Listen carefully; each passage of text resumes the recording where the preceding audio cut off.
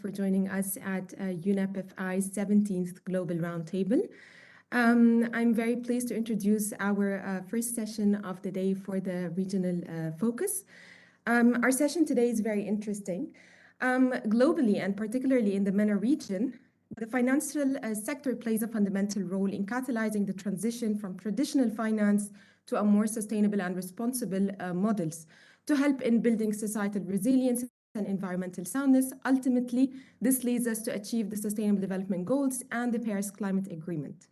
Climate mitigation and adaptation are important notions to be mainstreamed in the finance sector in response to regional needs and leveraging the hosting of both the COP27 and COP28 in the MENA. Our session today is presented to you in partnership with the SDG Climate Facility Project, a multi-partner project that brings together a number of UN agencies, as well as the League of Arab States and the Arab Water Council. The UN agencies include the United Nations Development Programme, UN Habitat, World Food Programme, and UN Disaster Risk and Reduction. And of course, UNEP FI. The group of UN agencies, along with the League of Arab States and the Arab Water Council, jointly address the nexus between climate action and human security in the Arab region. Our session today will look at mechanisms for active engagement of the finance industry to increase the sector's contribution to climate change mitigation and adaptation, measures addressing as well as the expectations on COP27 and COP28, how to prepare for both COP events, and how will the road look like from 27 to COP28. I'm very pleased to present to you as well our distinguished panel of speakers. We are joined today by Ms. Randa Munir, Africa and Middle East Engagement Lead from the UNFCCC Climate Champions team. We also are joined by Mr. Walid Ali, General Manager of the Sustainability Department at the Central Bank of Egypt. Mr. Raidan Al-Saqaf, United Nations economist at the UAE UN Resident Coordination Office, and is also the technical officer supporting on COP28. Mr. Sharjeel Bashir, Chief Sustainability Officer from the First Abu Dhabi Bank. Thank you all so much to our speakers for being here with us today, and welcome everyone to our session. I would like to start our session with a few questions on COP27 and COP28 in particular. I would like to direct my first question to Randa. So as COP27 is presented as the African COP, would you please highlight some of the key themes?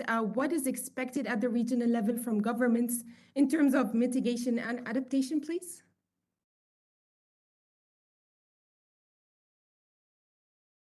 Randa, I believe you are on mute. If you can kindly unmute. Okay. Good morning, everyone, and thank you, Nuran. I'm honored to be here with the distinguished speakers and guests. I would like to start by highlighting our key priorities. As you just started, Nuran, the focus on Africa, and also the focus on adaptation, as well as loss and damage. I will start by shedding light on the key priorities. COP27 is the implementation COP. So this is our key priority, to bring it into action and have an implementation on the ground. We're looking at a holistic approach, engaging all SDGs and looking into development. When you talk about Africa, there's a lot of very undeveloped places, poverty, that we have to consider all the other aspects of sustainable development. This is why we're focusing on the holistic approach. Adaptation is on the top of the agenda. There was much, there's lots of efforts needed in terms of adaptation to balance the mitigation adaptation. Even though every single project would have an element of mitigation, energy is important. However, adaptation and resilience comes as a key priority for this part of the world and this era. And then we're looking at two levels. At the regional level, and I will speak specifically on what has been done so far for the preparation of COP27 on the regional level, but also on the local level. When I speak at the local level, there is a lot of need to direct efforts and raise ambition on climate, but also mobilize finance coming to the country level. So I will focus on the first thing, but the regional level. What has been done so far, we've done 4 regional roundtables out of 5. The main objective for these roundtables, and that's divided by regions. So the regional forums on climate projects is mainly to accelerate climate action and advance the SDGs aim to accelerate the public as well as the private investment around concrete initiatives and projects. So we always say, okay, this is the need, but we did not have in hand a list of projects that are bankable, investable, that are ready to present to the financial sector. So this was the main aim to bring this together. So ahead of that, we are we've done these regional roundtables. The product is a list of projects jointly with the financial institutions. These roundtables took place and are ready for kind of implementation and agreements together. The rationale behind that is financing for emerging markets and developing economies is a critical focus area of the high-level champions towards COP27, and is essential for accelerating the race to zero and our race to resilience for the breakthroughs in key sectors. Specifically, the roundtables took place at Latin America. We had Asia Pacific region, we had the African region, we have the Arab region, Western Asia, that took place last 2 weeks ago, and then the next one will be in Geneva, in Europe. Why these 5 regions? These are the regions divided by the UN usually. So the result of these roundtables will be all collated together and that kind of focus on the policy priorities, the NDCs, the priority sectors, sector needed, and project ideas from these regions. Some thematic breakout sessions, parallel sessions on projects were taken, and then the financial institutions' guidance and perspectives on the country approaches, what the platform looked like, the innovative financing solutions were presented, practical steps by participants, including private finance, DFIs, philanthropies, focusing on target themes and sectors. Specifically, I would focus on some of the highlighted the food. The next is the food, water, and energy were one of the top themes that were addressed in these regional specific priority investment projects. Debt for climate swaps was also discussed, climate-linked sovereign bonds, the use of special drawing rights as well, and then high integrity regional carbon markets. Some of the participants were government coalitions in different sectors, ministers of investment, energy, transport, trade, agriculture, and energy, etc. And then the intergovernmental regional organizations, as well as the GFANS members, and then investment banks, multilateral development banks, financial institutions, private sector. So these were all included in our regional forums. So I will stop here, and if there's any question, I'd be happy to answer. Thank you so much, Randa, for that elaborate discussion and explanation. I think it's really interesting to see how the progression for COP27, and I really like the word that you mentioned, which is balance. There needs to be a balance in between adaptation mitigation, between private and public sector involvement.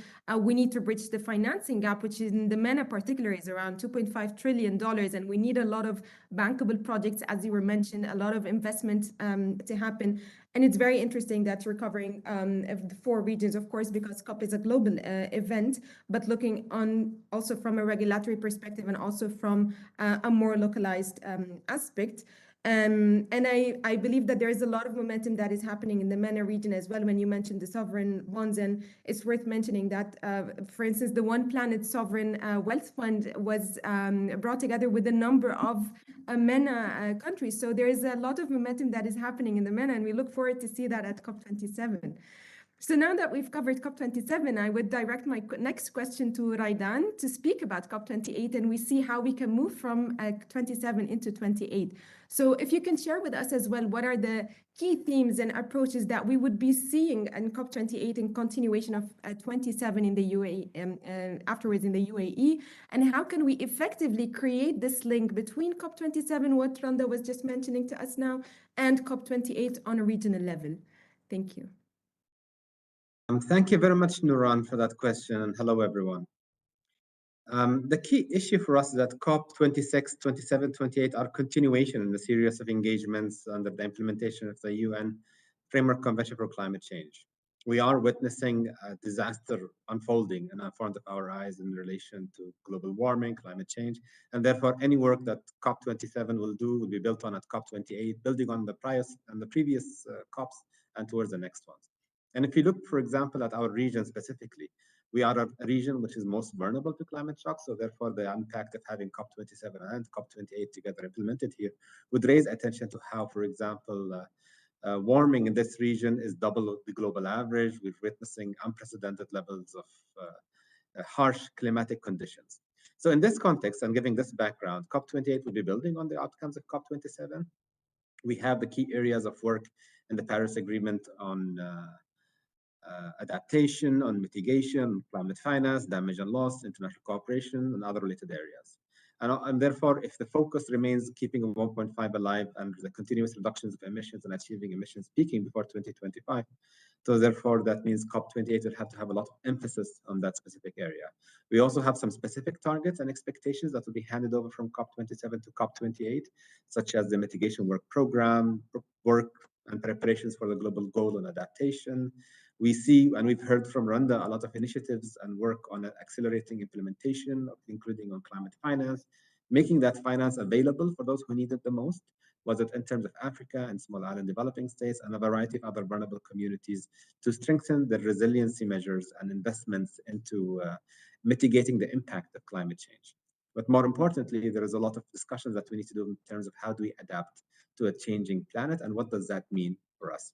You mentioned, Nuran, a One World Sovereign Wealth Fund, but in looking at that, how can we support the energy transition, for example, greening our different industrial sectors, making sure that there are enough measures and mechanisms for the transfer of technology and know-how between those who have it and those who need to have it, and financing measures on capacity development, on development of supporting development of policy frameworks, and facilitating the variety of investments that are needed in order to make sure that we mitigate the impact of climate change, we respond to the sustainable development goals and ambitions of different countries around the world, and how can we build on that. One key landmark which we are going to have at COP28 is the global stocktake. The global stocktake is the scorecard, in a sense, in terms of we're looking at evaluating the impact and progress that we've made since the Paris Agreement. And we're trying to see where are the gaps, where are the limitations, and how can we reinvent some processes to accelerate progress on climate action. Looking at potentially some regional work plans, some regional gaps, how can we marshal additional resources and make it available to support different areas. Another key focus for COP28 that, as expected, is going to be in terms of the inclusion, making sure that COP28 is an inclusive COP, there is enough space and opportunities for youth engagement, for civil society, for women groups, for persons of determination, and a variety of other key stakeholders who need to be engaged at the climate dialogue. We note, for instance, at the outcomes of the local COI, which took place here in the UAE, is that the young people are saying people under 30 represent half the global population. Therefore, they should be half the constituencies participating at COP. So therefore, that's a key investment that we're looking to make into the future generations and making sure that they are empowered with the skills and capabilities to take the climate action moving forward through having COP to be a more inclusive process. And just to add one more point in terms of expectations, and those are continuously revolving based on the progress that's been happening at COP27 and also on the road to COP28, is looking at the UAE's role as an energy giant, but also as a finance hub. So we're looking at facilitating new investments into renewable energies and other related matters as feasible and as viable at the time, facilitating that energy transition, especially considering the geopolitics of our planet today, but also looking at the UAE's role as a finance hub and having a broader engagement of counterparts, asset managers, and key stakeholders. And the UAE has been a pioneer and a vanguard in many of these elements. I'm happy to see my colleague from First Abu Dhabi Bank joining us on the panel, just to showcase the development of the policy framework and how the financiers in the UAE are developing credible plans to support and finance that transition. And therefore, I think we expect to see a lot more of that happening at COP28 and on the road to COP28 and also beyond that. So that's just to summarize from our view some of the key issues which are likely to come at COP28. And once we get there, we will see how the situation changes and updates and what is the level of our ambition and how can we move that forward. Thank you so much, Raidan, for that as well. And thank you. You touched on several very important points on how do we adapt. And I think the first point also that I wanted to mention on how we adapt, I think one of the key things that we need to identify is what is climate adaptation? How do we define that so that we can all know how can we effectively work on climate adaptation as well.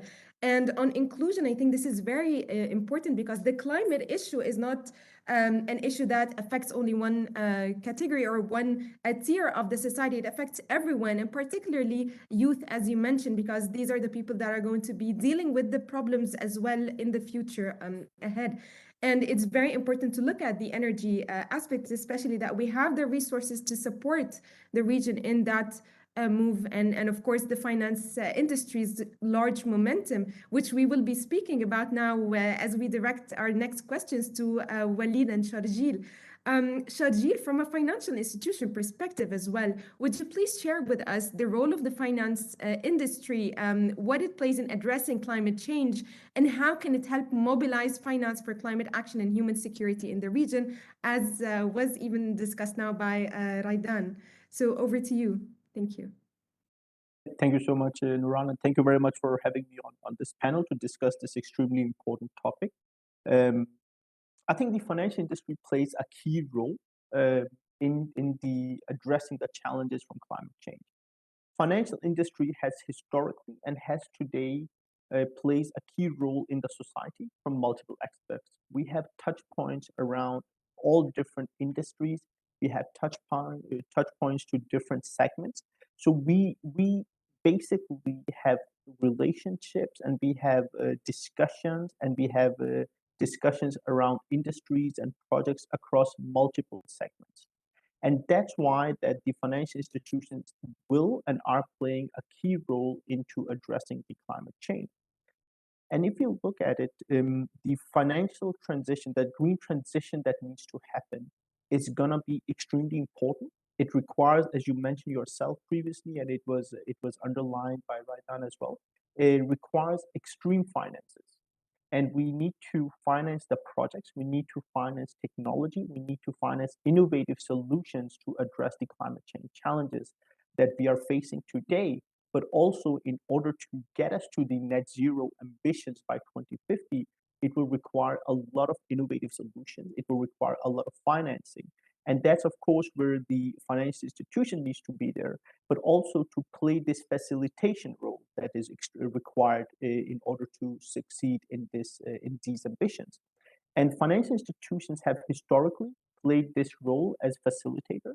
If you look back when the digital transformation happened, the banking sector played an important role. Today, all customers use online solutions, digital solutions to interact with their banks. When we look at compliance as a challenge, KYC requirements was put upon the banks to take those responsibilities. I believe that we're going to see the similar, that ESG is going to be one of those topics where the banks will need to facilitate, will need to get an understanding of the challenges we face within the different industries and sectors within the different customer bases. Also, it's important to remember that the pathways in order to address the climate change will vary a lot. It's not a one-size-fits-all methodology we can use here. We cannot do this when it comes to the country's ambitions about net zero. You can't do it when it comes to industry focus, and you can't do it when it comes down to customers. The pathway that is going to be for aviation is going to be very different for oil and gas, which is again going to be very different from cement industry and so on. All industry, all countries, all customer will need to define their pathways. And in order to define that pathway, the financial industry will need to play its role to guide and facilitate these industries and customers, that how does that journey look like. And it's not only about providing financing, which of course the industry will need to support with, it's also about advisory. It's also about understanding the challenges. If you look at it from a top-down perspective, the biggest companies are much more mature on this transition. They already have the plans in place, or they're working on creating the plans.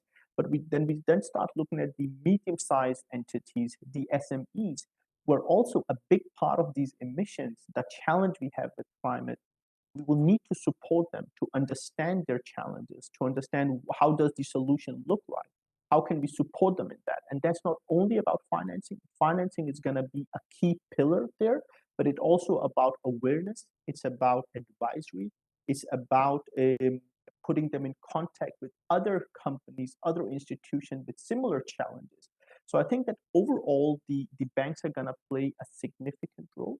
What we have done at FAB was that we have, over the past several years, facilitated a lot of different projects from a green financing perspective.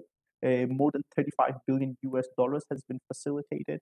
Last year, when we introduced our ESG strategy, we committed to facilitate additional 75 billion US dollars by 2030 in order to address the financing challenge. But on top of that, it also comes with our commitment to the S, that how do we support the SMEs? How do we support the medium-sized corporates on that transition that's going to happen, which is not only about financing, but is a wider support in order to make a successful transition. Thank you so much, Jill, for that. Indeed, the finance sector has a very instrumental role, being at the heart of economies. You have access to all sectors and industries that are there, and the advisory role is very important because it not only shares the awareness, but it also solidifies the trust between the real economy and the finance sector as well. And I do agree with you that it's a lot of work that will be happening, particularly with the pathway with every different sector and moving on from that. And seeing the great work that the financial institutions will be doing, I want to ask and see it from the regulatory perspective. How can that be taken forward so that we can facilitate this on the financial institutions? So, Walid, would you please shed light on the recent strategic approaches that the Central Bank of Egypt is taking to support the Egyptian finance industry achieve a just transition and effectively address climate change? Thank you, Nuran. Thank you all, and thank you very much for the invitation to join this valuable session today. Well, actually, I totally agree with all the colleagues on the panel for what they just mentioned. The role of the banking sector is increasing tremendously, especially after we saw the first Finance Day in Glasgow last year. So, and I believe now we are in the heart of applying the commitments, the state commitments, and we are doing that on a solid ground. And we started by identifying where we stand. That was an issue. Let me be very frank that the banking sectors, not only in Egypt, but in most of the developing countries, still don't have the level of knowledge or urgency about the topic or the exact understanding on how to implement that. Bankers are used to have a specific way of doing business for many years. So we believe that the capacity building of the banks and the banking sector is crucial and fundamental to achieve this goal. So we came up with a roadmap, and one of the main pillars for this roadmap was the capacity building for the banking sector. And also for us as a regulator, we as a regulator needs to understand how to regulate this new type of risk, this climate risk and other sustainability issues and achieving sustainability goals. We need to be aligned with that and embedded in our regulatory framework. So in last year, we issued the Sustainable Finance Guiding Principles, which was a non-binding principles, but it was just a framework for the banking sector to understand the strategy and methodology that the regulator will follow in the coming years towards this. And in those principles, the fourth principle was on climate risk, and with a focus on how banks can measure and work on the climate risk, as it's a new type of risk for many of the banks. The banking sector, the banks are not all on the same level of knowledge when it comes to this topic. And as you know, that we have 36 banks operating in our banking sector. So that was the first step that we took. Also, we wanted to conduct a gap analysis, a sustainable finance gap analysis with a huge focus on climate. And the result of this gap analysis showed us a lot of interesting information. It showed us that many of the banks in the banking sector are doing good to the planet, and they're doing a sustainable efforts. However, it was not labeled or flagged as sustainable. And this direction was very crucial to us to make sure that the banks knows where they stand. Examining all the banks' portfolio was a very good step to understand, as Sharjeel and Randa mentioned, the type of sectors that they are financing, how is that related to the environment, and which sectors that they need to focus on and to build on it, and what sectors that they need to relook and rethink about how to do this financing. So also this gap analysis was an eye-opener for us for the coming regulatory framework that will be issued in the coming few years, and hopefully we will come up with some binding regulation before COP in November. So we are quite busy with that right now. So this is something that to show the commitment of us as a regulator for the banking sector, and we believe that this binding regulation, the banks are ready now for some advancement in this regard. Also, we included the climate risk scenario analysis in our financial stability report, which is a step that we believe it's very useful in the journey. Now also, and I'm sure that my colleague Sharjeel will know about that, that all the banking sector in Egypt now having a carbon footprint measurement tools, and that was driven by the central bank. So it is because one of the principles that we issued last year that the internal operation of all the banks needs to be measured and assessed. And that's something that we directed the banks on, and we are proud to say that. Also, I would say now that 75% of the bank's portfolio are following the principle for responsible banking. So we are moving, and the strategy is still in place, and we are aligned with the national direction as well. And hopefully in the coming period, other actions will be taken towards this. Over to you, Laura. Thank you so much, Walid, for mentioning that. And we're very happy actually to see the Sustainable Finance Guidelines, particularly seeing UNEP-FI's flagship initiative mentioned, which is the Principles for Responsible Banking, and also noting that in Egypt, we have the largest population of banks in the MENA region, with 7 banks that have joined UNEP-FI's Principle for Responsible Banking and growing. And it's also very interesting mentioning the gap analysis, which is very crucial so that we can know where we stand and efficiently and effectively address the needs of the sector. And of course, we're very happy to see the progression that is happening in the country, but also on a regional level. I would like to go back again to Randa and discuss with you. We've heard a lot of discussions on regional and local levels. Would you please tell us how can we take these initiatives from to be adapted on a national and a local level effectively to contribute to policy and strategic initiatives that accelerate market developments, particularly climate-related investments? Thank you, Nuran. I would very digital transformation when we say technology, innovation in both sides. Innovation from the technology side, we have new technologies to reduce the CO2 emissions, the methane, which is 30 times impact on climate change than CO2 emissions. There are solutions on the ground that need to be seen, that need to be linked to that.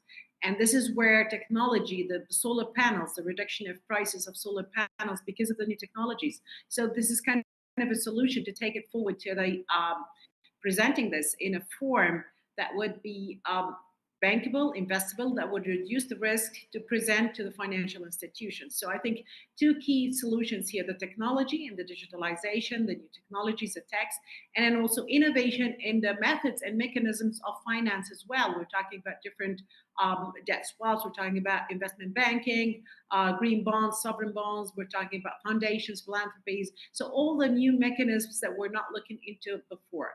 And that kind of gives a bigger opportunity, the carbon markets, bigger opportunities for investing in these projects. So going back to the local level, I'll speak about one of the initiatives we're working on at the moment with the high-level champion is the green and smart competition projects among 27 governorates in Egypt.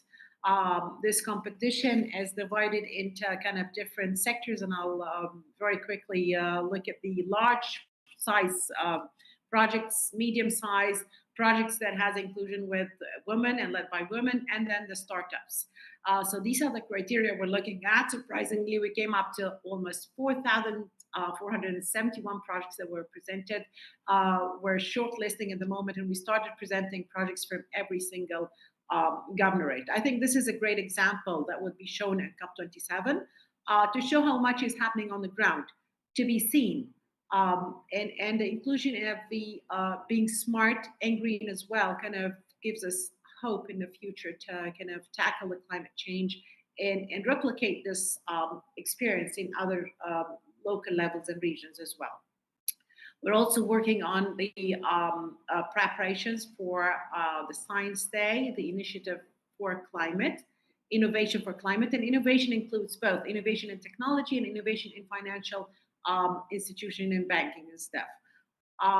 From what we took from COP26 was all on science specifically and research. The scientists were talking to each other, and we had a dialogue. We had agreements to kind of raise ambition and include climate in research institution and have a flow of finance for the research and development. This would be the starting point to solve the problems.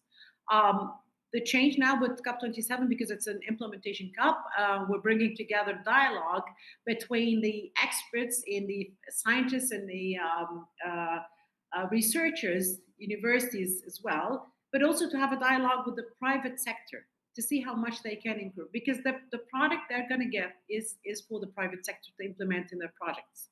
And then also the financial institutions, how to bring this to the financial sector and mobilize finance to support and help and advance the science and research and development, especially in areas where there's real zero base. And there's some universities in Africa or research institutions have no programs at all for climate, whereas others in other developing countries and developed countries have a huge kind of advance in this. So the collaboration is key to that success. Thank you. Thank you so much, Rhonda. And I think that touches on the holistic approach that you were also mentioning before, so that we create this balance and link between the different actors. So looking also at the social aspect as well, Raidan, what may be some of the social impacts of climate change in the region, and how can the finance sector be impacted by them? What can be some efforts that the finance industry can take to mitigate these risks from your perspective? Thank you, Nuran. That was a big question, and it's hard to follow Walid and Randa. They mentioned some quite impressive work, 75% of the portfolio adopting to the principles for sustainable banking, and all the 4,000 plus projects. That's the social impact that we'd like to see. We know that climate change is reducing our ability to adapt and the adaptation spectrum. There are some measures for adaptation which are easier than others, but we would need to invest a lot more. And this is why we need the financing. This is why we need the, the creative and the scientific ability to help us leapfrog. But when you look also at the social impact and we look at the context of our region, the Middle East and North Africa, we see that we have multiple countries which are of low income. We have emerging economies, and those emerging economies have limited fiscal space and high levels of debt, which limit how much they can do in terms of mitigating those social impacts, which can go in a variety of directions, which is one key area why we are speaking on a UNEP FI panel.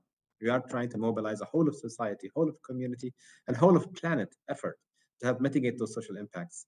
And then we try to focus on the most vulnerable under the principle of leaving no one behind. which populations are more affected by climate change, and what can be done in order to strengthen their adaptation. When we talk about what can be done specifically, and we talk about the business case in that sense, and as you've heard previously from my fellow panelists, is that there is a lot of resources that are being currently invested into this area. And what we're trying to do here is create a positive feedback loop, if I may use that. For example, where we say, we recognize that climate change, adaptation, and the transition to net zero has a cost.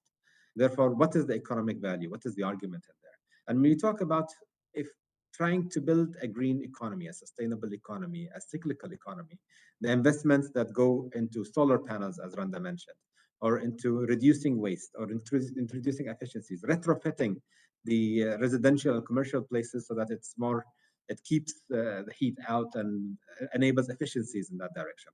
That has a lot of economic value in terms of reducing long-term costs, strengthening resilience and dependency on fossil fuels, for example, and generating oil and generating energy, but also helping us focus in terms of what are some of the adaptation measures that can help the most vulnerable persons behind. And this is why we need the innovation, we need technology, and we need to identify new ways of leapfrogging forward, not to forget, obviously, the nature-based solutions. So the last part of your question on the mitigating, what can be done in that sense. As was said a while ago, we didn't end the Stone Age because we ran out of stones, and the same thing can happen for fossil fuels. The key issue in terms of that, we want to see what are the industries of the future. We know there is a significant business case for investment in green sector and sustainable sectors. And do we want to be left behind while society transits forward? Or do we want to have a credible transition plan where investments into resilience measures, into green measures, into other socially responsible, environmentally responsible business endeavors are more likely to be funded, potentially funded at a lower cost, but also helping us to become the norm in the way we do business. We cannot build a sustainable development on non-sustainable business practices, and we cannot achieve the sustainable development goals based on the business as usual case. So the social impacts are numerous. They're affecting the different populations differently. We are in a region which are more affected than other parts of the world. And we are in a region where the fiscal space and the high levels of debt limit how much we can invest. And this is why we look to the business case, we look to the private sector, we work with the bankers, asset managers, financiers, and other partners to see how we can invest more into sustainable bases of our economies to help the betterment of our economies and societies. I hope that covers your question. Absolutely, Raidan. And I think it's an excellent example also that you provided, because we're speaking about innovation a lot and all that. And I think if we're heading towards innovation, we ourselves need to innovate, and we need to see how we can do that and how we can not only do it and take it forward, but also how we can help those around us so that we can all move together as a society, as a global human aspect as well. So my next question is for both Walid and Sharjeel. Walid, if you can come in first, how can we best support the finance industry to integrate the climate action within their strategies and operations, and to present climate-related projects in an attractive investment opportunity and necessity in light of the notions of decarbonization and climate action in general? And I'm saying that because we're also speaking about creating bankable projects and all that. How can we take that forward and make it actually happen? So please, Walid, and then Sharjeel, if you can come in as well. Thank you, Nora. Well, it's a very interesting question and topic. We believe that availing the right data and the tools to analyze it requires that's a crucial point, and that requires the banking sector's capacity in measuring and identifying climate-related risk, and of course identifying the opportunities. When we think about the topic from a banking perspective, these data are crucial to make informed and sound decisions for the banks during their lending activities. Also, creating projects that are investment ready and reducing the policy and regulatory barriers is something that we believe that needs to take place urgently. still not all the developing countries on the same advancement when it comes to regulatory barriers. So this is something that needs to be unified. Especially, I'm supporting the idea of that Randa mentioned earlier, that this is also still an African COP, right? And Egypt is hosting it on behalf of Africa. So unifying this approach with all the regions are crucial. Of course, encouraging the private and public partnership, large scale climate projects is quite important to enhance the investors' confidence in the country's commitment. Uh, Alignment with different institutions and entities. We believe it is progressing, but it needs to be aligned more uh, and know exactly whom will do what and define the exact roles in order to get the maximum impact from each institution. So aligning all the efforts together is quite important as well, and it would make it very attractive for the investors. Also, making localized climate risk and vulnerability data available is quite important for bankers and for investors. Now we see the engagement with the banking sector not like 10 years ago. Now there is a new partnerships that banks needs to make with academia, with environmental scientists. A new era already started, and a new type of knowledge needs to be acquired. It's not a return on equity only now. There are a lot of involvement. This is something needs to be taken a look at highly. Thank you, Noran. Thank you, Walid. Sharjil? I know I will echo a lot of the points that Walid has made. Absolutely, I think it's important to remember that the challenge we have in front of us right now of climate change is constantly moving. Right? ESG as a topic has increased significantly. The climate risk discussion has enhanced over the past 5 years, and will continue maturing and developing in the coming years as well. I have a wish list for three things that it will be extremely important if we really want to make the next big jump on the focus on the financing part, and for the financial sector to really focus and enhance their efforts. And typically, it's not often that the banking sector asks for more regulation, but I would, however, say that there is some need for some policy making here. My three wish list is that we need some disclosure requirements, not only for large companies, but basically for all corporates at different levels. Of course, all companies have different maturity levels, but we need to have some disclosure requirements in order to understand what is the baseline.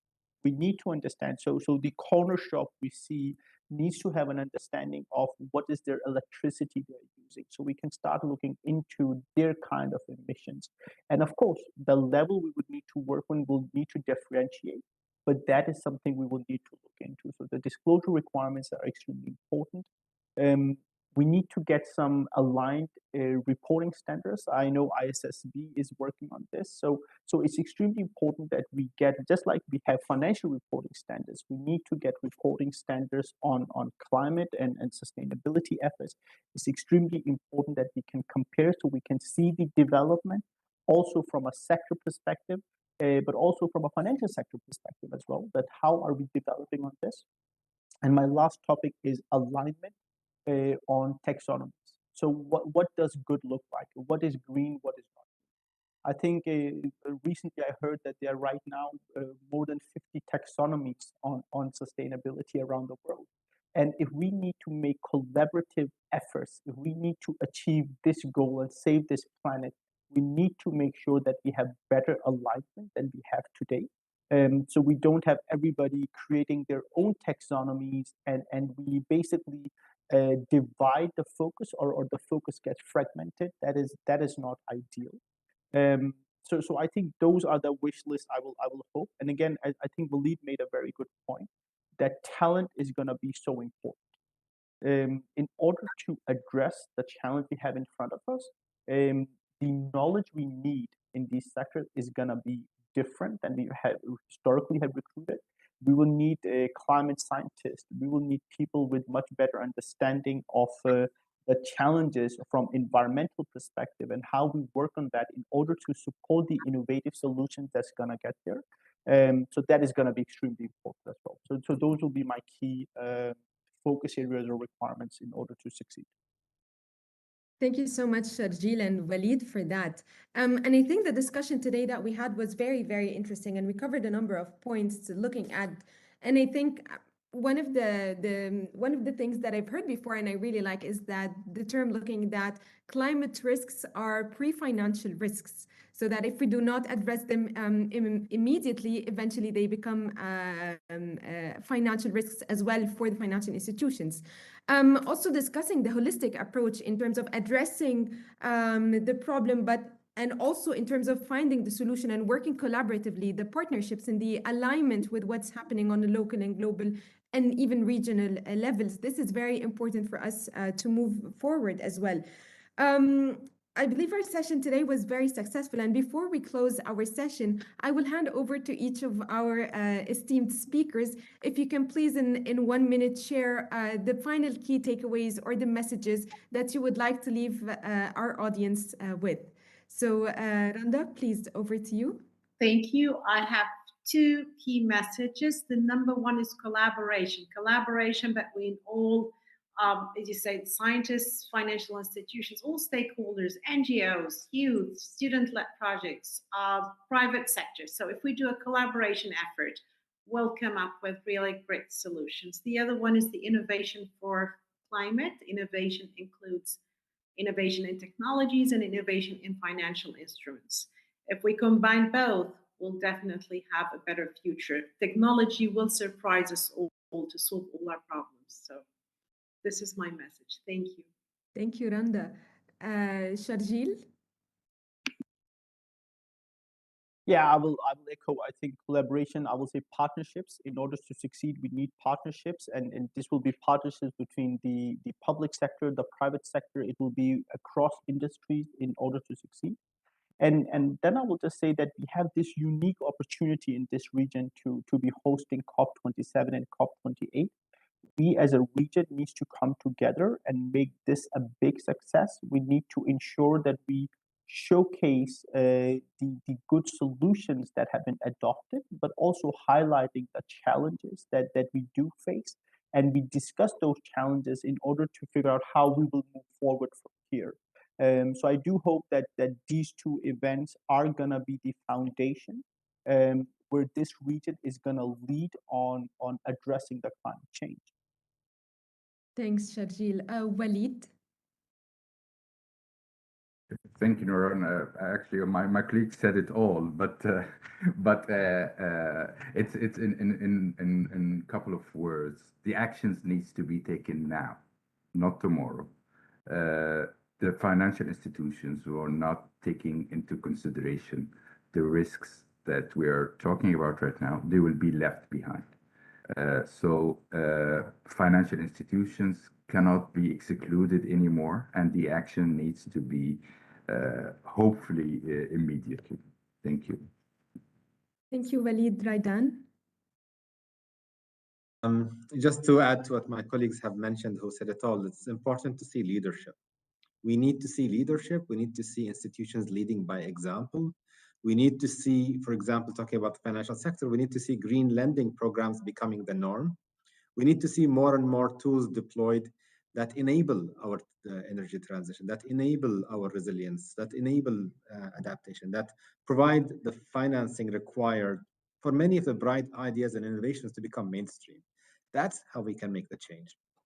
We need to look at some specific policies of instruments, some measures from different financiers and institutions to look at the sectoral needs for transition in terms of what can each sector do in order to mitigate to abate its emissions, looking at a level playing field. How can we understand the differences between business A and business B in the same sector in terms of scope 1, 2, and 3 emissions, and therefore make sure that the tools that we deploy includes enough justice, but also accelerates and nudge progress towards that direction. I took more than a minute, but I think it's important to have tools, actionable tools that help us move forward since we have the projects coming, since we have the interest, since we have the leadership, and we look forward to more of all. Thank you so much, Raidan, and thanks to all our speakers. A lot has been discussed, and we really look forward to seeing how that kind of shapes up at COP27. But also, we are looking forward to see how that will be taken forward as well into COP28.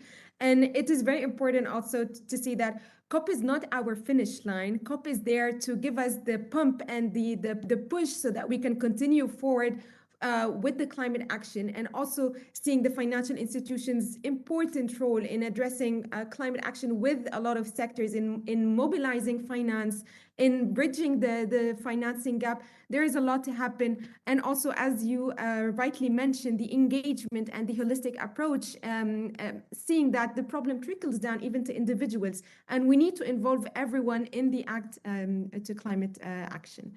I hope that our session was beneficial to our audience, and I would like to thank again our speakers for their great interventions and their valuable contributions to this session. And thank you so much for your time and for the attentiveness, and we wish you a very great day ahead. Thank you so much. Thank you.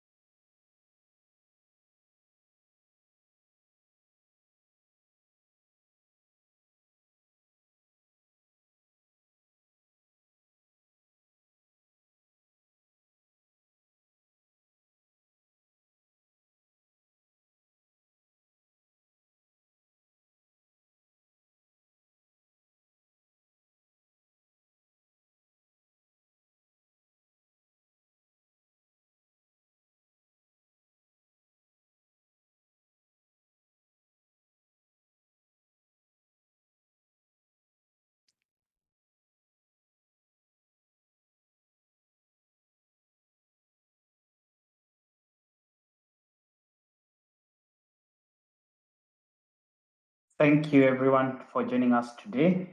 It's a pleasure to have you join us for the UNEP Global Regional Roundtable. Today is the regional session that we're going to have for Sub-Saharan Africa. We just came from a very exciting session for the Middle East and North Africa region. And for today's Global Roundtable, we have an amazing panel lined up for you, even as we discuss issues that are very pertinent to our region, Sub-Saharan Africa. So joining me on the panel today, I have three panelists joining me. So I am joined by Leslie Ndlovu, who is the CEO of Africa Risk Capacity Limited. And next, I am joined by Patty Karwahia Martin, who is the MD of Namibri Insurance, or Namibri. And I'm also joined by Sarah Jean Ahmed, who is a finance advisor at V20 and the V20 Sustainable Insurance Facility that we have. So good to have you, ladies and gents, joining us for this panel today. I know there's a lot that our panelist has done, and I know a lot of the experience and the work that they do is going to filter in as we continue with the conversation. So for the panel today, our topic is around mobilizing, finance for loss and damage in Africa. And as some of you may know, and I know this is also new for a lot of the listeners, the topic of loss and damage has been very key and pertinent within the discussions around climate action, and especially in emerging and developing economies. There is a lot of loss and damage that has already materialized, which means it is outside the scope of mitigation and outside the scope of climate adaptation. And one question that we intend to answer during this session is actually, how do we mobilize climate finance given the loss and damage that has materialized and that continues to materialize across the continent? As we get started, I'll just give three examples of things we've seen in the region which are very recent. Earlier this year, we had cyclone Batsirai in Madagascar, which caused very huge damage. And I'm sure Leslie, since Africa Risk Capacity has been involved very large in helping to finance part of the loss and damage, is probably gonna mention and talk about this. And secondly, in the year 2020 and 2021, the whole of the Horn of Africa, covering Ethiopia, Somalia, Kenya, had an invasion of a swarm of locusts, which caused terrible disaster in terms of crop yield and food production in the region. And also, some of you may know, we also had Cyclone Idai and Kenneth that have happened in the southern parts of Africa. And just to give you an example, following Cyclones Idai and Kenneth, they cost more than 1,000 deaths in the region, and about 3 million people were affected by it. And also to mention that this is not just happening on the continent, it's happening everywhere. I would imagine a lot of you have seen the news around the floods in Pakistan. We are talking about 33 million people affected by that, which is 1 out of 6 people. So we are going to see more and more loss. We are going to see more and more damage. And then the biggest question, as far as the finance industry is concerned, is how do we actually mobilize adequate finances? How do we actually mobilize sustainable finances to be able to at least deal with some of this loss and damage? And so I'll stop it there and welcome my panel so that we can go into this discussion. Starting us off on this discussion, we want to ask, what does loss and damage mean for different segments of society? And I'm going to welcome Sarah to kick us off on that discussion. Welcome, Sarah. Thank you, Ruben, and greetings to folks chiming in. So just to keep things short, As we know, from the IPCC, the climate crisis is only getting started. I think this year has been a record-breaking year again with regards to impacts of climate change. And in the latest report of the IPCC, they indicated that climate impacts like extreme heat spells are set to double in scale by 2030. So when we think about losses and damages, it's also just throughout the economy, where the V20 in June put out an analysis that showed that the 55 countries would have been at least 20% wealthier today, if not for climate change. And if we're looking at losses of upwards of $500 million dollars over a 2-year decade, 20-year period, that's quite massive. And so what this means is when it trickles into the real economy, into communities, this means one, supply chains are impacted, infrastructure impacted, critical infrastructure to keep the functionality of services, communities in the front line being impacted as well, and this includes anything from community infrastructure, buildings, water supply, health services, private homes, all of this, all damaged as a result of climate change. What this means is that all of these development goals that developing countries spent decades to realize is now totally at risk. And so what this means is when we're thinking about how to deal with loss and damage in terms of the extreme weather events, but also the slower onset events such as sea level rise, it's important to ensure that we're not just building back the same things. And this is where the adaptation component is critical and a complement to loss and damage. So the adaptation component would be the building forward better, and also the development component is also critical to ensure that we have the systems, more resilience in place. Because at the end of the day, more adaptation means you reach your development goals, and you can't reach your development goals without adaptation. And a way to enable and encourage adaptation is through realizing loss and damage and complementing it with loss and damage funding. Yeah, so I mean, I think what we're also seeing is that because of a lack of adaptation funding over the last decade and a shortage in adaptation, we're seeing more losses. So that's one side of it. There's the other side of it where we can adapt as much as possible and there will still be losses. So there are a variety of types of losses that communities and climate vulnerable economies are already paying for, and it's just a matter of how do we structure future funding, future resources to ensure that we're not just building the same thing again, but rather something better for the future. I'll stop there in case we can now just jump to our discussion. Back to you, Ruben. Thank you so much, Sarah. And I just want to pick on where you've left and move to Leslie. In terms of what this actually means for business, being on the business side. And also Sarah finished by mentioning about structuring, future funding and resources and what you see this looking like, Leslie, in the context of, what loss and damage means for the insurance business. Welcome.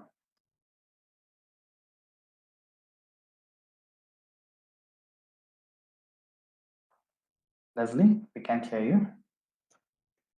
Thank you very much for that, Ruben. I'll have to apologize because I'm having some difficulties with my connection. So please let me know if you can't hear me at any point. Sure. On the loss and damage discussion, I think Sarah has already made an extremely good point regarding the infrastructure damage, right? That as a result of climate change, we are seeing an increasing frequency and severity of natural disasters. You've mentioned some of the tropical cyclone events that we have suffered in Africa as a result. In addition to the obvious part of infrastructure damage, I also want to highlight business interruption.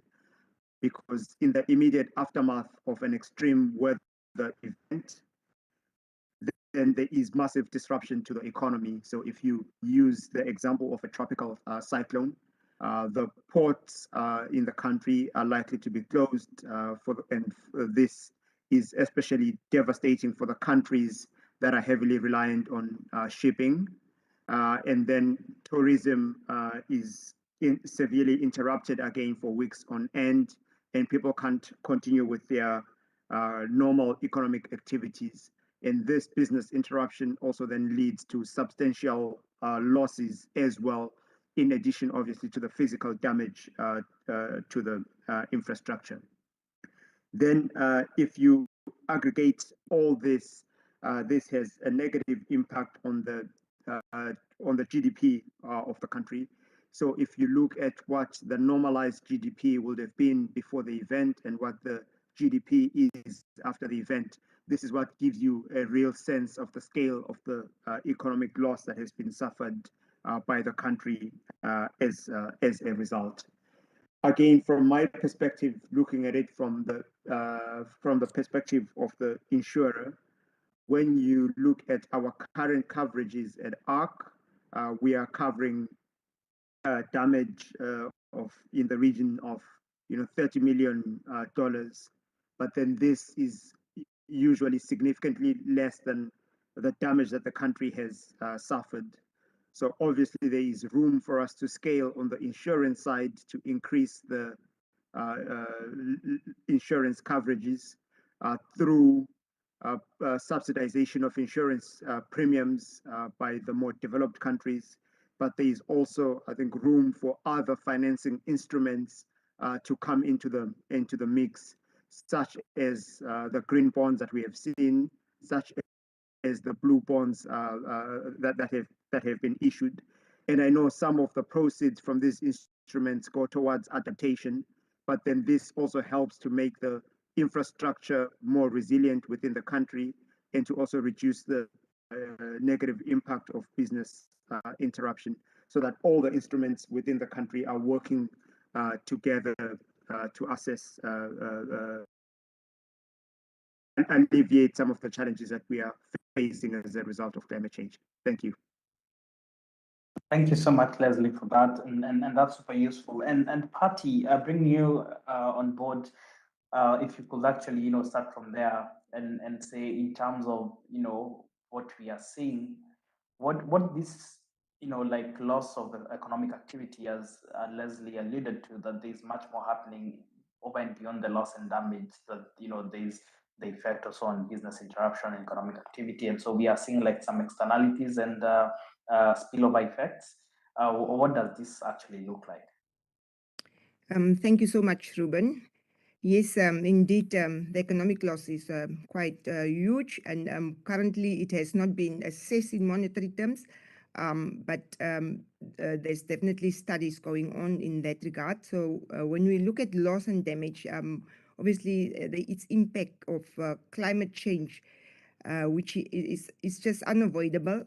It's not including it's a mitigation and adaptation, but and other measures such as relating to loss and damage, where it's impacting the communities directly, that has not been assessed, that we can say this is the value to the economy. But like Leslie has mentioned, that it's having an impact on the GDP, which is quite significant. And I think if we take the communities, the loss and damage includes permanent and irreversible losses such as lives, livelihoods, homes, territory, and this now on the economic value, and it can be calculated. But there's also the non-economic value, which impacts the community, such as the loss on the culture, the identity, ecosystems, services, biodiversity, which cannot be quantified in monetary terms. So whenever communities have to be moved or migrated, it's like it's having huge impact on the psychological impact of the society as well, and it's also having huge impact on the government per se. If you take from a perspective where not normally these vulnerable communities are the communities that are not insured. So that impact on obviously on government having to carry that protection gap. So there is definitely a huge impact if we look at the whole cycle, and also looking at, I think Leslie has mentioned an important point with regard to when you look at premiums that can be paid on behalf of developing countries, and there's definitely many ways that we can address this issue. And just maybe from the insurance side, obviously, we can do risk pooling. It's amongst the measures that have been pointed out as a way of wording of consequences of climate change. Maybe I can stop there for now. Thanks, Patty. And I really like what you mentioned about you called it permanent and irreversible changes, especially things to do with like loss of life and culture. And I think also one thing I like that you actually mentioned is this issue of migration. I know for a very long time there's been an ongoing political discussion on whether climate induced immigration can count as refugees, and there's been a lot of political discussions on whether climate induced migrants actually fit the Geneva Convention, like definition of what a refugee counts as, and whether they have rights of refugees. So I think that's a very important element that you bring to this discussion.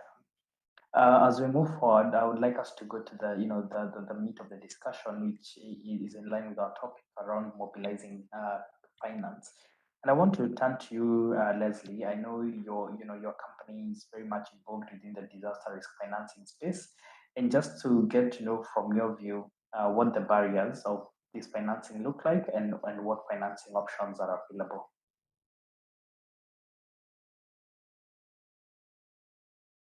That is a very important point because if we all agree that it's extremely important that we tackle the challenge ahead of us, then the obvious question is what you have posed regarding what are the barriers and also, most importantly, what the options are.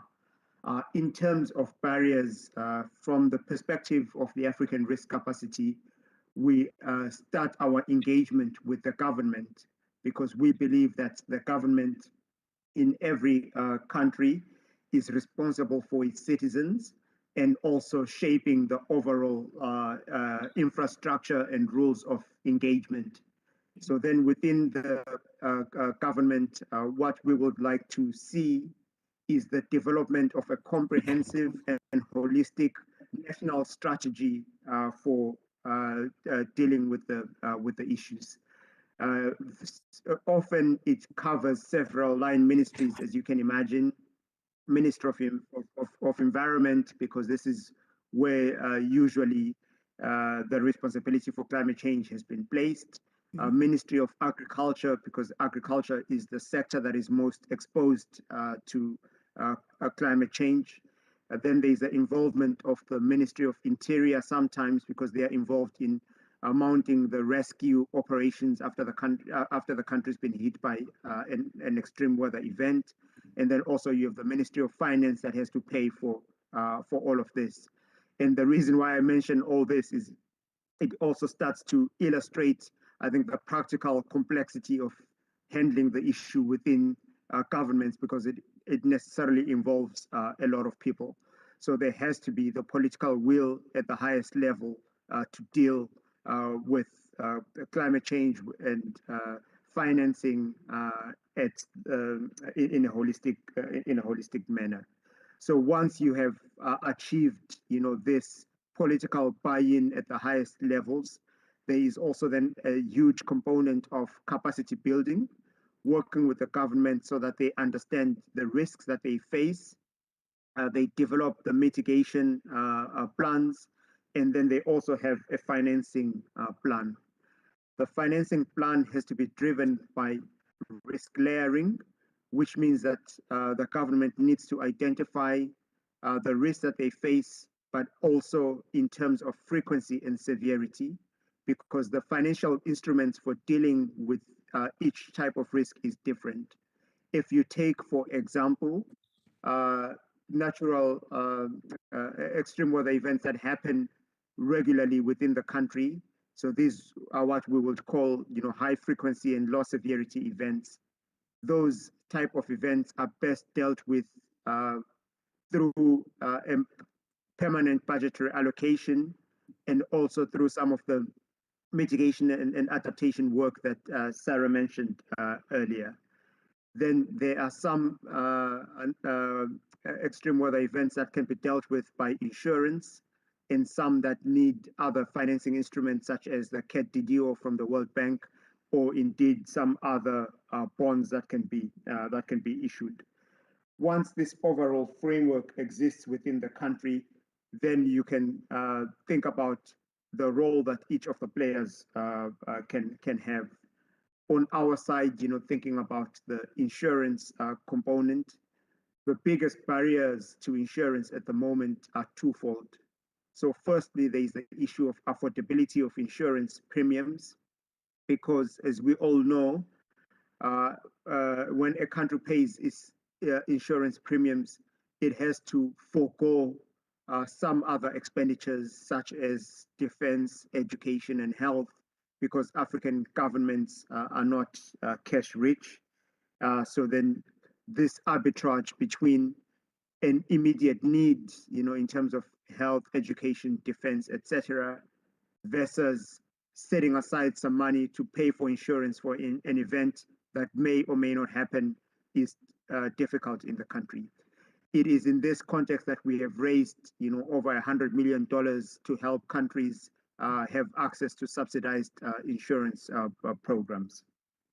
The second barrier that we face is around just knowledge and appreciation of insurance and how it fits within the financing mix of the country. And then this barrier is overcome by the work that we do around political engagement, around capacity building, and around advocacy. Of course, at ARC, we have been around for the past 10 years. We are celebrating our 10-year anniversary now. We have made a lot of progress, but still there is a lot more that remains to be done because just of the scale of the challenge that we face. Thank you. Thank you, Leslie, and that's really much comprehensive on that. I want to turn to Sarah and get your ideas around the barriers and financing options, and also if you could also help us understand what this means for some business segments like SMEs, realizing that they occupy a very huge landscape of the business segment in Africa. Yeah. So Leslie also brought up this good point on the scale, because the scale of the challenge is growing. The resources required to deal with this is important, and the V20 countries overall have debt repayment levels equivalent to around over 20% of their current GDP. So it's a massive burden on the debt side, and then coupled with this, the need to try to afford solutions to ensure that they have prearranged finance ahead of disasters in order to rebuild. So there's a lot of constraints currently in the system, and so when it comes to financing, this is also why in 2020, over the course of 2020 to 2021, there was a push to reform or improve, let's say, the climate and disaster risk financing architecture. So the G7 and the V20 have put together this global shield against climate risks as a way to better coordinate the supply side in order to come forward to countries with I guess a more comprehensive solution and deal, and to drive new resources with a more coordinated supply side. The V20 is currently pioneering access arrangements for communities. So I know there's been a lot of work on the sovereign side, and that definitely needs to expand considering the crisis that we're in, but also that to develop the delivery channels in order to reach communities. And so and then the other thing is on slow onset risks, which is sea level rise, and you'd mentioned migration as well, from one of our colleagues here. You know, there isn't really a financing mechanism that's clear to support this. And so there is a lot of room for innovation still, but also that the resources from the G7, from the G20 have to be available in order to support these new solutions coming through. But the great thing is that we have the expertise on the table, and we have two here already with us today, from the reinsurer and from ARC. And so this isn't an impossible task, for one thing. And the other thing is, the timelines when it comes to the loss and damage discussions in the UNFCCC, the timelines aren't as far out, I think, as the discussions are happening. It looks like it's a 5 or 6 year sort of process, but actually there's already movement in the market. And so I think we just have to utilize as much as possible this new global shield in order to have this coordination, and to try to deliver these new resources, but also equip countries to use their resources efficiently when it comes to choosing the instruments, choosing what they try to push on to private sector, because there is a business case as well for private sector to participate. There's also a case to be made for local governments to participate for direct community access. So I'll stop there. Super, and thanks, Sarah. And just reflecting on what you said, I think it's really important the point about building a global shield, and also you mentioned it around expertise. I think one thing that I come to see within the climate finance work, and this is over and beyond loss and damage. Sometimes some countries actually do not have local expertise in terms of if you're gonna think about particular instruments, they don't have that kind of technical capacity within their teams to actually help them, or even if something is proposed to them, they don't know how to assess how fit for purpose it is to their governments and their population. So I also think that emphasis on expertise is super useful. And moving to party, and party, this allows you also the opportunity to try and capture every other barrier and financing option that we are yet to place on the table. So you're welcome. Thank you so much, Ruben. I think if we're very fortunate that this year COP27 is been hosted in Africa, and next year it will still remain in the Middle East. So we need to utilize the current opportunities to obviously make sure we bring out that we need to move to action. We have because if you look at the African countries, collectively, they have received only between 12 to 15% of the required climate response investments in 2019 and 2020.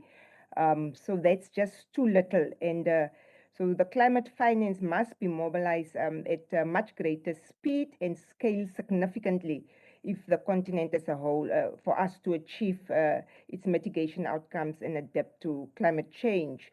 So we need to just scale up. I mean, where we are now as developing countries, we are not receiving the appropriate financing or climate change finance. But there's definitely various ways that can be looked at, and I think there's quite a bit of studies looking into certain levies, especially relating to sorry, not just carbon taxes, but moving away from taking the taxes from the industries that are obviously polluting more. So I think maybe that's something that has to be looked at, and so that they obviously pay back so that the funding can be utilized on the marginalized communities. So on the insurance side, the Paris Agreement in Article 8 on loss and damage is also expressly points out to risk insurance facilities, climate risk pooling and other insurance solutions as one of the areas where the parties to the agreement should cooperate with respect to loss and damage associated with the adverse effects of climate change.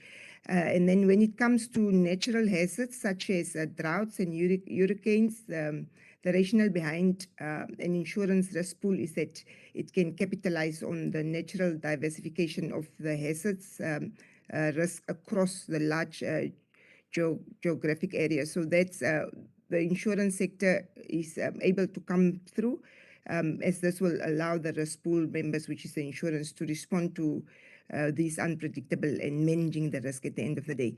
But it's also very important for us. It's not just government cannot do it alone. And if we look at us striving towards SDGs, wanting to achieve by 2030, it is a collective action. We need to collaborate more, and it is actually very encouraging to see Africa coming together. We have hosted regional forums, we mobilizing, and I think that is the right way to go. And the private sector is also quite a key player in this whole process of for all of us to come together and to look at financing options. Thanks, Patty, for that. I would like to come back to Leslie just to get some additional comments. I understand we could have people who are actually listening, but they actually do not understand, what this insurance, coverage for governments on climate risk, on weather-based or indexed insurance looks like. So Leslie, just in a few minutes, could you help our audience actually understand, what this insurance that ARC offers to governments actually looks like? How is it structured, and how any policymakers who are listening in can be able to ask their governments to consider this? Thank you very much for that, Ruben. So maybe at the beginning, the African Risk Capacity is a treaty-based organization. So for countries to be able to participate in what we do, the first step would be to sign the treaty, because we are a specialized agency of the African Union in terms of at the top of our legal structure. Then, as I mentioned, we work with the government in terms of creating a risk profile for the country. So understanding the hazards that the country is exposed to, the frequency and the severity of those hazards, and then also working with the country to develop a mitigation plan. Part of that mitigation plan requires the transfer of the risk to an insurance company, such as ourselves. And we're able to underwrite these risks across many African countries, which allows us to achieve diversification of the pool, and allows us to negotiate with the reinsurance markets to get a much better deal than the country would get by itself. What the insurance covers is the cost of response, because in the immediate aftermath of a disaster, most African governments do not have the money, all the money that they need to be able to immediately launch relief operations. So we pay our claims within a maximum of 10 days, but typically we pay it within 3 or 4 days of the event happening. And this claim that we pay out then gives the government money to be able to respond very quickly to the disaster. And as you know, the faster you respond, the more effective the response is going to be. Because if you think about it, in the case, say, of flooding, what starts off as a flood can easily spiral into waterborne diseases. Or in the case of a drought, then people become internally displaced or have to sell their productive assets, etc. So early intervention is really key. As I've already mentioned, what's unique about the insurance that we offer is that it's parametric insurance, which means that we pay the claims based on a modeled loss. So then in the case of drought, we know what the rainfall has been through satellite data for every single geographical location in Africa. We are therefore able to assess the likelihood of of inadequate rainfall and what the cost of mounting an effective response would be by a zip code on the African continent. And then this fact that we're using this model data is precisely what allows us to pay claims very quickly. Also, one of the major advantages of our insurance programs, as I've mentioned, is that at COP26 last year, we raised a fund of $100 million to subsidize insurance premiums, which means that African countries can now access subsidized insurance, which is extremely important given what is happening on the continent now. In this year, we have seen 3 major droughts developing in Africa. There is a drought that is going on in the Sahel. There is a drought that is going on in East Africa, which is receiving a lot of attention. So Ethiopia, Somalia, northern Kenya, southern Sudan. And then we have another drought system that has developed over southern Africa, in Zimbabwe, in Zambia, in Malawi, and in Madagascar. So really for the policymakers, it's extremely important that they are taking the necessary steps to ensure that the citizens of their country have access to this insurance program, because as we've all discussed, it's obviously not the only solution, but it is a big part of the solution when you look at how responses to natural disasters need to be financed. Thanks. Thank you so much, Leslie. I think that's very comprehensive, even for anyone who hasn't heard about this before. They now get to know how it works. Before we go into the final part of our discussion today, which we are going to, be forward-looking and ask what success at COP27 is going to look like, I want to turn to Sarah for just a few minutes. And Sarah, a lot of people, probably listening have heard about the V20 Sustainable Insurance Facility. They probably don't understand what this relates to. So if you could just help us to understand what the V20 CIF is all about. Yes, thank you, Ruben. So just some context for the Sustainable Insurance Facility, the CIF. In 2017, there was a V20, so finance ministries meeting, and it was one key point that was brought up was that micro, small, and medium-sized enterprises, key supply chains, don't have access to climate smart insurance, and a whole host of other financial tools, because you have like the formal corporates and then you have household level, but they sort of fall in the middle, formal and informal. And so there was a push to try to specifically work on these key supply chains and the actors that fall across the supply chains, because they're also key employment generators for the countries. In much of the V20 economies, they provide employment for over 70 to 80% of the population, of the employed population. And so with that, the Sustainable Insurance Facility, in cooperation with the UNEP FIPSI, the Principles for Sustainable Insurance, with Butch Bakani's team, was developed in order to figure, can we work with the existing infrastructure? Can we crowd in private sector resources? Can we pretty much drive deals into MSMEs to have climate smart insurance, but at the same time ensure that it is in a way connected to the goals of Inter-Resilience Global Partnership, which is to protect 500 million poor and vulnerable. And so there is a team out of UNEP FIPSI that is working on deal making, meaning working with domestic insurers, domestic um, critical supply chain. So it could be like wholesale coffee buyers that could then potentially be the insurer.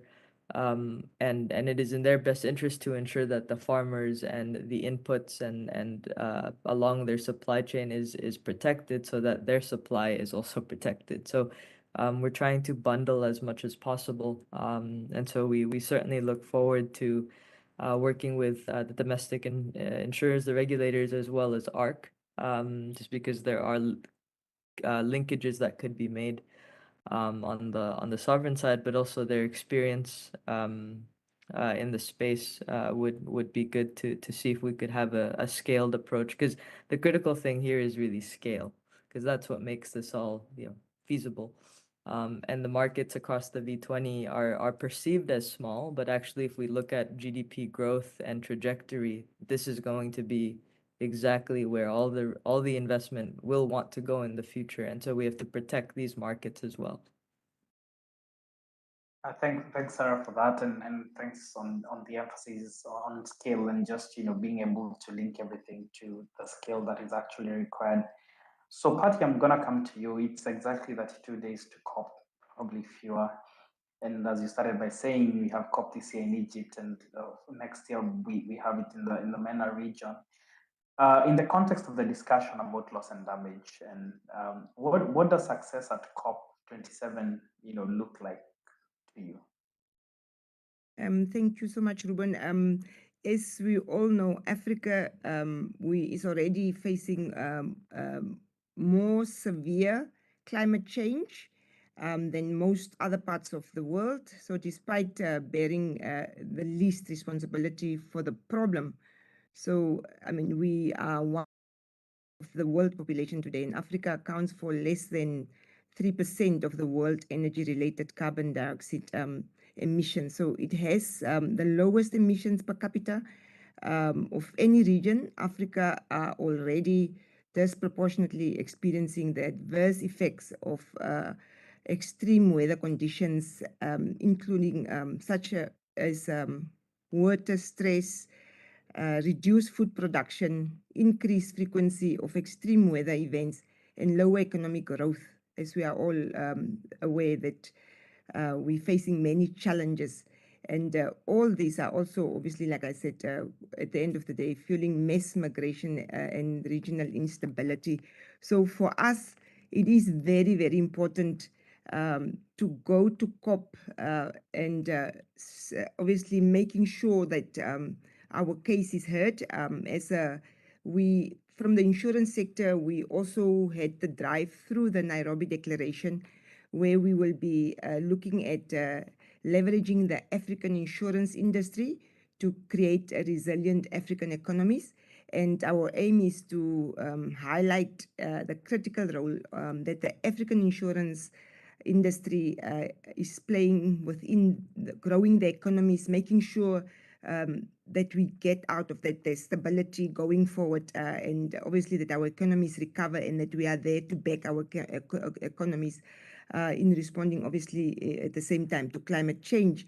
So the most important at the end of the day is obviously to mobilize more funding and to make sure that we get into the action mode.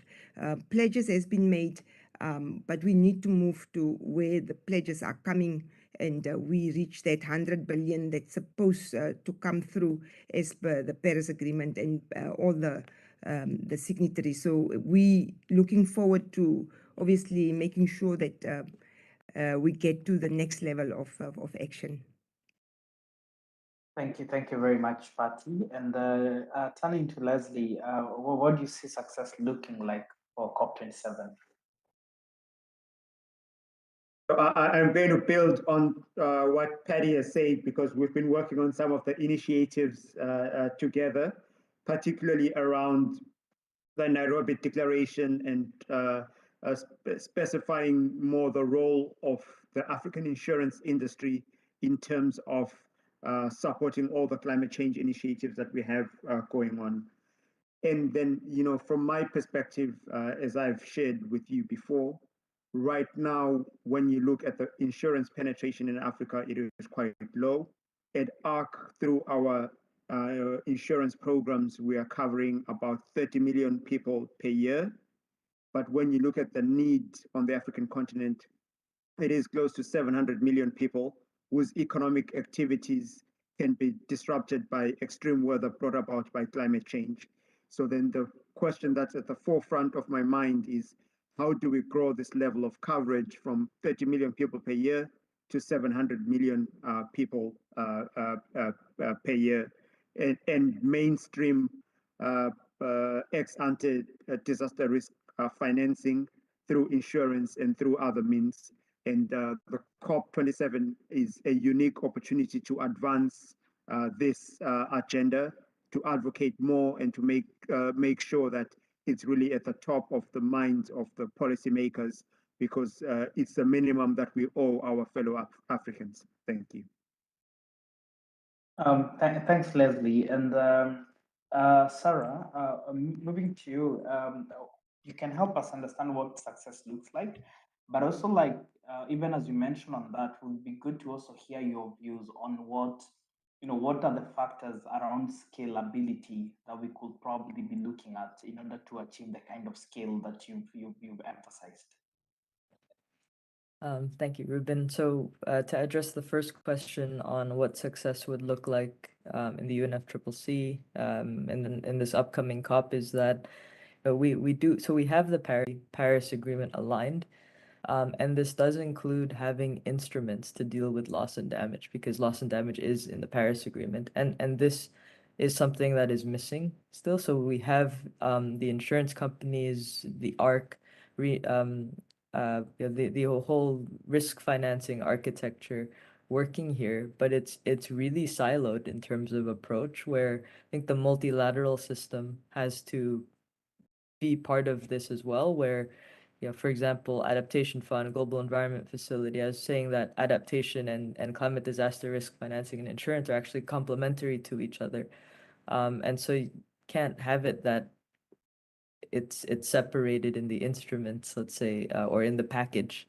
It'll be separate instruments, yes, but the package has to be available rather than going or having a coordination ability in a way to have that adaptation fund, the adaptation funds flow while making affordable the risk financing instruments.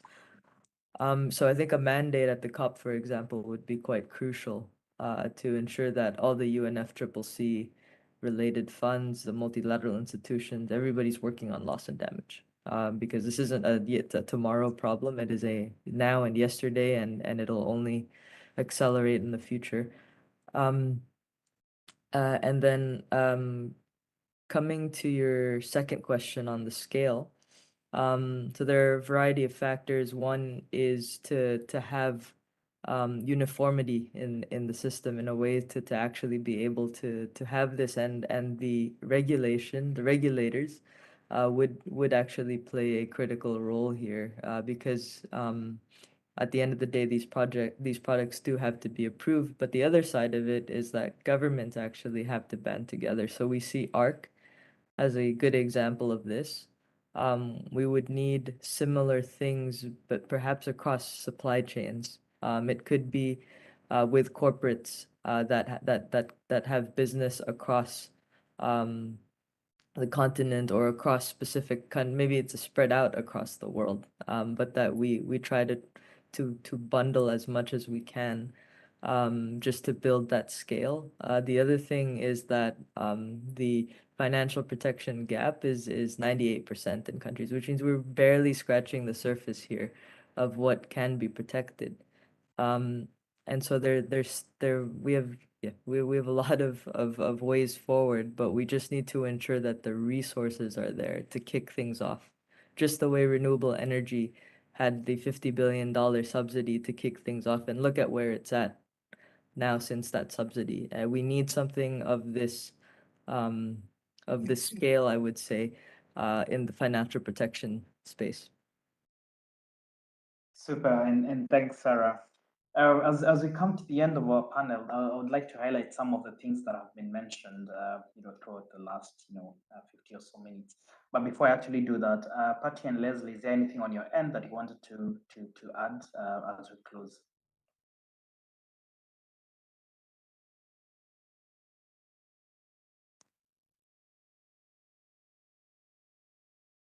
Super. So if there's nothing on your end, I think we've had a super engaging discussion. And just to highlight, sorry, I've always been terrible over the years. I take copious amounts of notes on discussions, and just want to highlight, some of the things we've had, coming through in the last 50 minutes or so. In terms of the effects of loss and damage, it's been very well mentioned that a lot of these losses and damage have just started, and in the absence of what we are seeing, a lot of these countries in Africa and would be way richer and way much ahead in terms of their development goals. And in terms of the tangible losses and damage, we mentioned about the increasing frequency and severity of loss and damage across nations. And with supply chain disruption, critical infrastructure damage, business interruption like the close of ports and tourism affected, and also just the loss from economic activity, the spillover effects, and at an aggregate level, that means loss of GDP. We've also heard about the permanent and irreversible losses. Some of them non-monetary, from the loss of life and culture, loss of biodiversity, the psychological effects, that come with migration. And it's been really much highlighted that much of the vulnerability is actually not insured. And as far as just mentioned about the 98% protection gap. And of course, this puts development goals at risk, and of course, a lot of pressure on governments because they have to bear a lot of this protection gap. And it's been mentioned then there's, this shows the need for much more adaptation and much more, reinvest loss and damage financing. And then we also need to see scale, both on the government side, but also on the insurance side.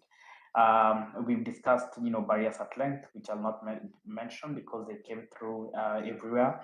And then in terms of, what we want to see, there was a lot of emphasis around, having very well-structured and specific financial instruments.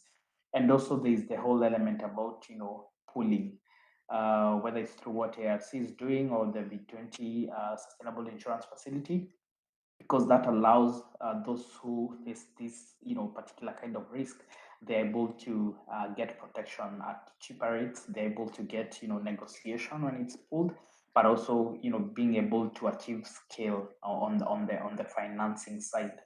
So I think what we can all agree is that there's a lot of work to be done, and we look forward to see what comes of the COP27 negotiations. And the last thing to mention is that for all this to be able to happen, a lot of collaboration needs to actually be done. So, ladies and gents, thank you so much for joining this panel, and we should take this chance to thank you for joining, and also a big thanks to our audience for joining us today for the discussion on mobilizing climate finance for loss and damage in Africa. Thank you, everyone, and have a good day. Bye.